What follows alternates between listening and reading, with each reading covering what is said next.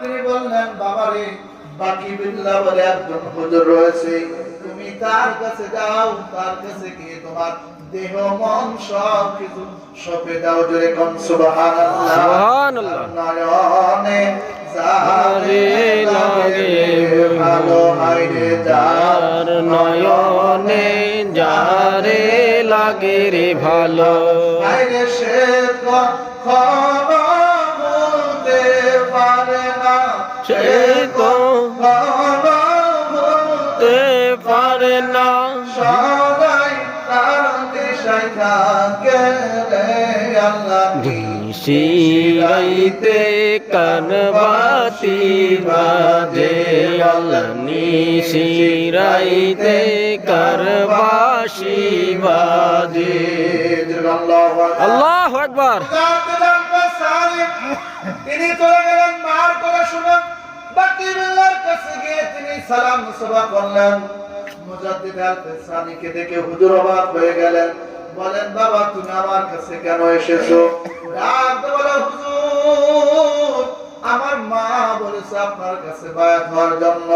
মুজাদ্দিদ আল-ফিসানির কথা শুনে বাকি বিল্লাহ বলেন বাবারে তুমি তো কখনো আসো নাই, তুমি নিজ থেকে যখন আমার কাছে আসবা তখন তুমি প্রকৃত মুরিদ হতে পারবা।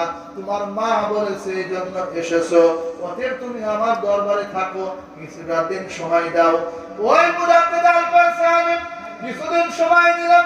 কিছুদিন সময় দেওয়ার পরে তিনি বললেন হুজুর গো আমি বুঝতে পেরেছি আমার মার কথার দরকার নাই, আপনার দরবারে যে ইলমগুলো রয়েছে ইলমের ভিতরে তাসাউফ একটা ইলম, এই ইলমটা আমাকে আপনি শিক্ষা দেন। জোরে কোন সুবহানাল্লাহ। মুজাদ্দিদ আল-ফিসানিকে বললেন বাবা আমি শিক্ষা দিতে পারি, কিন্তু সত্য হলো তিনটা। জোরে বলেন কয়টা? তিনটা।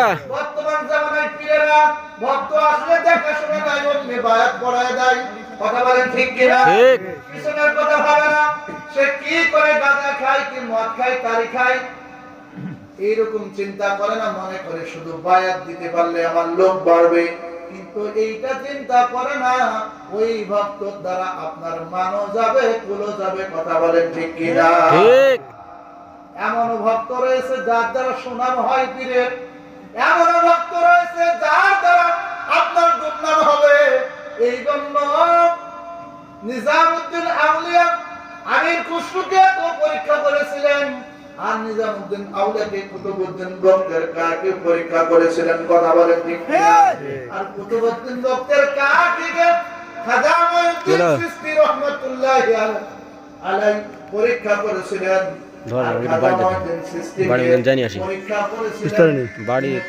পরীক্ষা করতে করতে করতে উসমান হারুনি